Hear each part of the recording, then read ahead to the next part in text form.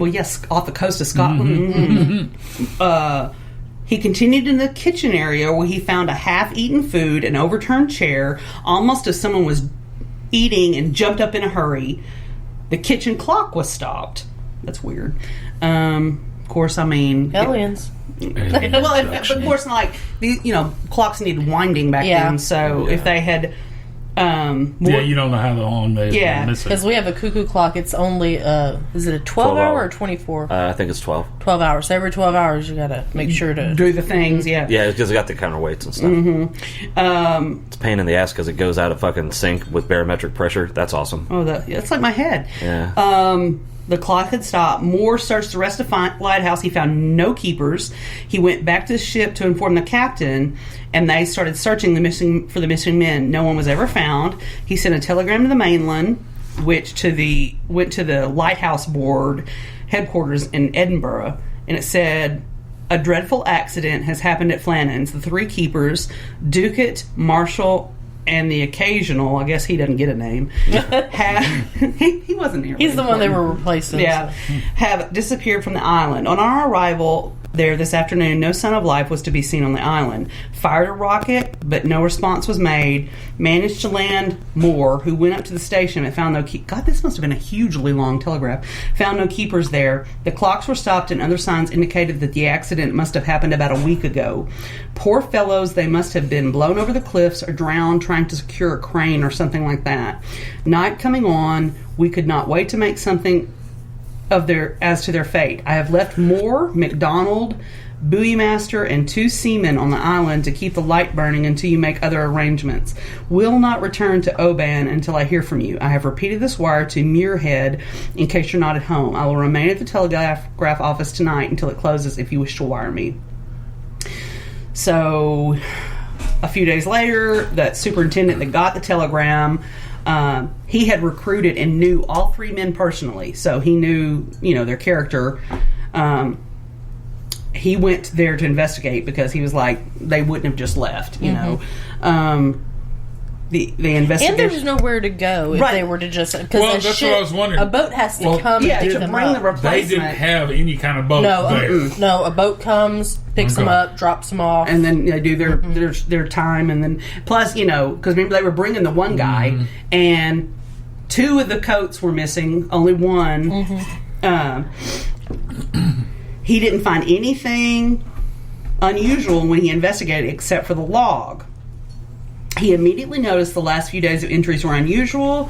On the 12th of December, the second assistant, Thomas Marshall, wrote of severe winds, the likes of which I've never seen before in 20 years. That's weird. He also noticed that James Ducat, the principal headkeeper, had been very quiet, and the third assistant, William MacArthur, had been crying. That's strange since he's a seasoned mariner and he was known to be like a brawler. So this is a really tough, manly man. And he had been crying. And he was just crying like a lot. Like, yeah. Not just but like he was melancholy and weeping. You know what that sounds like to me. Sounds like they went a little crazy for me. Or they saw something that they couldn't wrap their heads around. Maybe.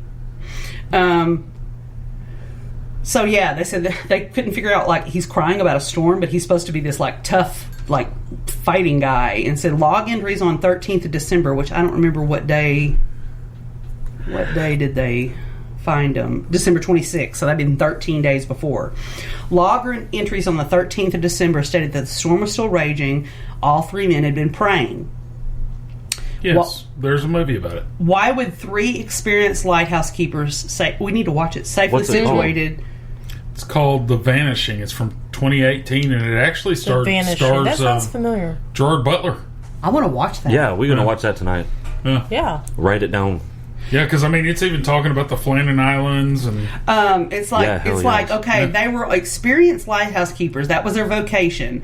They were safely situated. It was a brand new lighthouse, y'all, so this wasn't some rickety. It was state-of-the-art for the time. Yeah. Praying 150 feet above sea level is where they were. Why would they be praying for a storm to stop? They should have been perfectly safe. Even more peculiar, there's no reports of storms on the 12th, 13th, or 14th of December. The weather was calm. The storms that were forecasted to come in did not hit the island till December the 17th. The final log entry was made the 15th.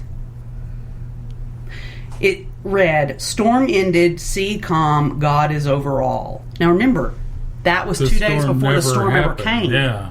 That's fucking is weird. Strange.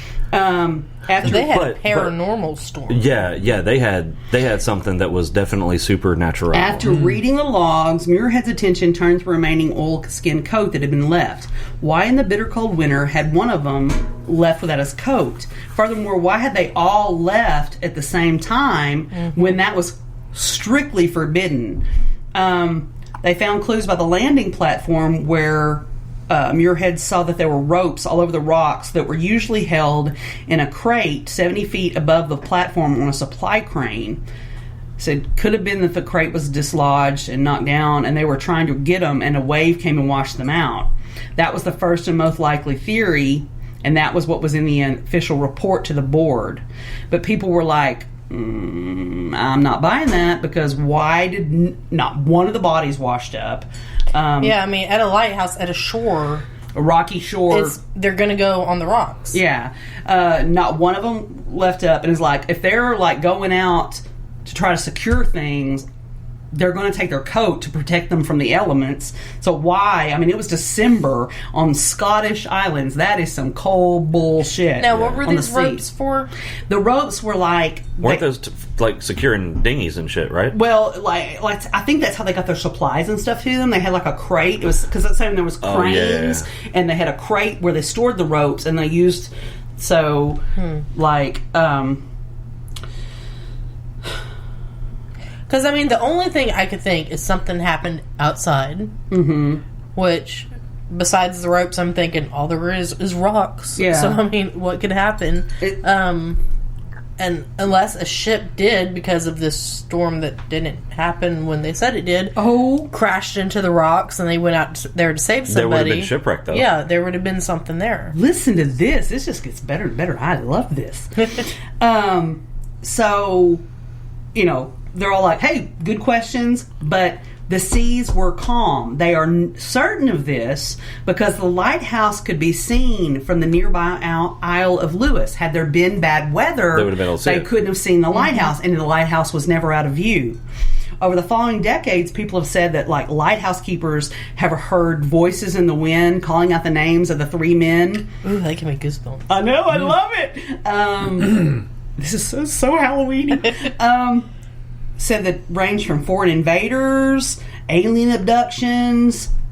I would think it would be either something that's definitely paranormal, or that's crazy, or they got a hold of some bad food, and crazy. Yep, off each other, because that's happened before. Yeah. I always think back to the rye bread that caused the madness, the hallucination. I always think back to that, especially. Well, and also because that could easily happen. It could sprout like in the area they were, bodies would have washed. Yeah, that's the part. Unless they did something like started walking the other way. It was a remote island. There was no other way. They could only get off and on by boat that someone came to get them and take them. They didn't have a boat there. And then, so if I'm on an island and right here's the dock, there's another way. There has to be. It's an island. So if the lighthouse is right here, I don't. They didn't have a boat. I know, but if they're crazy, it's tiny. I understand that. But if they walked to the other side of the island and jumped off to get away from whatever it was, the island's rocky all the way around. It's just a little outcropping. Washed up somewhere. Did they search the whole island? Not necessarily out of the North Sea, by the way, because the North Sea is deep, cold, and dangerous. Okay, but bodies float. Eventually, they come up. No, not necessarily. No, if they get eaten. Well, not only that, like Beaver Lake and Bull Shoals Lake in Arkansas, a jacket, there's enough people that have disappeared, never come back up, because once they get down to a certain depth, the cold keeps the gas from building up in their body to make them come to the top. To come back to the top. All right. So. Yeah, that makes sense. If it stops the chemical reaction. Something had to happen where the two men were going out because they had their jackets on. They were out there maybe doing their thing. And either something happened, they started fighting, or something happened outside where it made that guy jump up from the table. Yeah, like maybe that crane and just thing. run out real quick because he didn't grab his jacket. Well, if they were trying to do the ropes and stuff, and like it fell, and like, oh god, somebody's hurt, and we're oh shit, I gotta go help. Mm-hmm. I mean, but I don't understand the crying. Yeah, the way they acted is really weird. Well, so if you've got a hardened mariner who's a brawler, who's known to be like who is a brawler, not a baller. Yeah, a definitely nice play on words there. A definitely take no shit kind of guy, right? And he's sobbing. Yeah. He has seen something that he can't make sense of. He can't wrap his head around. Right. That's the only reason that would happen. He's seen something, or he's lost his mind. Well, yeah, okay. Reason. Those are the only two reasons. Did they ever say how long their shifts were in the... In this article, it never said. Did they stay there for a month at a time? Or? 6 weeks is what the article about the movie said. Okay. That's crazy. I just can't get past the crying and the other guy just like... being so... Well, apparently the movie came up with kind of their own theory and just ran with it. Aliens. So, no. We're definitely going to have to watch that. Yeah. No. That sounds awesome. Yeah, don't mess up the movie. I'm not. Yeah, I don't want to mess up the movie either, but I really want to keep talking about that, but I really want to see what the movie says, too. Oh, my God. I love stuff like that. I love things that you don't have an answer for. Yeah. All right, what else you got there? Next story is The Toxic Woman, which I've heard of before. Her name is Mary, and she has typhoid. I was going to say, don't talk about me or like typhus, that. I guess. It makes me feel called out. Emergency room physicians have their share of weird experiences to tell, but the story of Gloria Ramirez is undoubtedly one of the most famous. In 1994, so this is very recent, I know what you're talking about. The young woman was wheeled into the ER by paramedics. Although awake, she sometimes seemed confused. Her blood pressure was extremely low, her heart rate incredibly fast, and a look at her medical history showed that she had advanced cervical cancer. Here comes the weird part. Doctors noticed an oily sheen to her skin. Her mouth had an odd, garlicky smell. When a nurse went to draw blood, she found the sample smelled like ammonia. Meanwhile, others noticed that Ramirez's blood contained whitish particles. Not long afterwards, medical staff began to feel nauseous and faint. Mm-hmm. By the end of the night, 23 workers were affected and 5 hospitalized. After 45 minutes of treatment, Ramirez passed away from kidney failure. We're going to have to set you on fire, ma'am. I'm sorry. Forensic team, no shit. That's our medical diagnosis. Forensic teams have looked into Ramirez's death, but explanation after explanation has been ruled out. To this day, nobody has found out for certain what caused her to become literally toxic. Okay, did she live alone? It doesn't say. Because, I'm thinking, did her family have any, Well, she probably had some cats. But, I mean, could that have been, some mass hysteria? No, surely not. I'm just trying to, what could make her blood... Because it's not everybody in the hospital was walking around smelling her breath and shit, I mean, that just seems gross, also. So she had late stages cervical cancer. Right. While treating Ramirez, several hospital workers fainted. Others experienced symptoms such as shortness of breath and muscle spasms. 5 workers were hospitalized, one of whom remained in intensive care for 2 weeks. Oh, wow. Damn.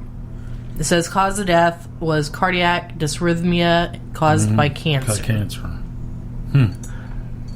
But what did they treat the person that was... An investigation by Lawrence Livermore National Laboratory proposed that Ramirez had been self-administering dimethyl sulfoxide as a treatment for pain, which converted into dimethyl sulfate, an extremely poisonous and highly carcinogenic alkylating agent, via a series of chemical reactions in the emergency department. Although this theory has been endorsed by the Riverside Coroner's Office and published in the journal Forensic Science International, it's still a matter of debate. That's crazy. Huh. I can't even wrap my head around what that... I don't know. Dimethyl what? Dimethyl sulfoxide? which converted into dimethyl sulfate. Where the fuck would she get that? Who would tell her to administer this to herself? You know, that's fucking weird. Oh my god. That's weird. And you would think that she would have told them when she